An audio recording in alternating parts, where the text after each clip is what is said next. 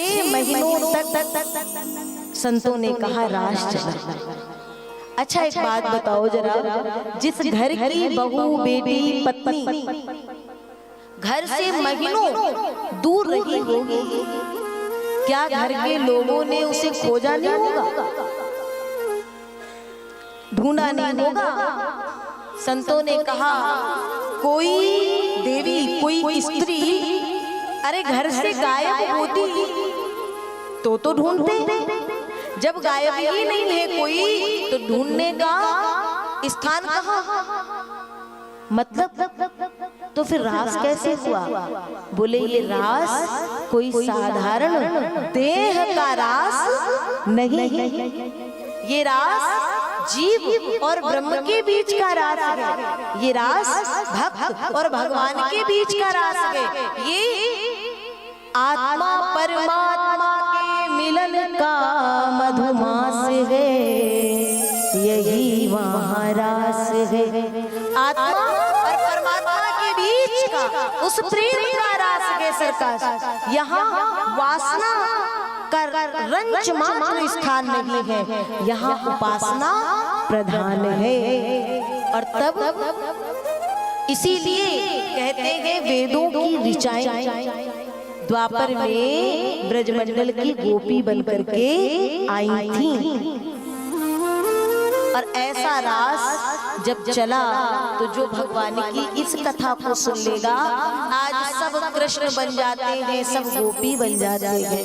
ऐसा नाटक चल रहा है, ऐसी अभद्रता चल रही है। और जो हमारे गुरुजन विद्वजन है जिनको बोलना चाहिए वो मौन होकर के बैठे हैं। कृष्ण को इतना हल्का समझ लिया कि कोई भी कोई पाप कर्म कर दे, दुष्कर्म कर दे और कह दे हम तो कृष्ण के भक्त हैं। आपको पता है धर्म क्या कहता है? जो भी कोई किसी स्त्री पर, किसी बहन बेटी पर गलत दृष्टि तक डाले, भगवान राम का यह वचन है, रामचरितमानस में कहा गया है, अनुज बधू भगिनी सुत नारी सुन सठ कन्या सम एचारी, इन्हीं कुदश बिलोके जोई ताहि बधे कछु पाप ना होई। बेटी को, बहन को, भाई पत्नी को, इन सब में जो कुदृष्टि, केवल दृष्टि ही गलत डाल दे, ऐसे का भी वध करने से कोई पाप लगता नहीं है। और आज का भारत का कानून ऐसा होता जा रहा है, जो अपराधी हैं वो खुलेआम समाज में ऊंचे ऊंचे मंचों में उनकी पूजा हो रही है, और जो बेचारे निरपराधी हैं उनको दंड का भागीदारी बना दिया जा रहा है। ये हमारी सनातन संस्कृति की परंपरा नहीं है। भगवान कृष्ण ने रास रचाया और कहते हैं जिस समय रास रचाया उस समय कृष्ण की आयु 10 वर्ष के अंदर थी, और जितनी गोपियां हैं ना वो उनसे 2-2 गुना उम्र में बड़ी थी। अब बताओ जरा, यहाँ कोई प्रश्न चिन्ह लगेगा कृष्ण के लिए? नहीं। आज लोग कृष्ण को लक्ष्य करके सब ऐसे लटके झटके सब कृष्ण बन गए।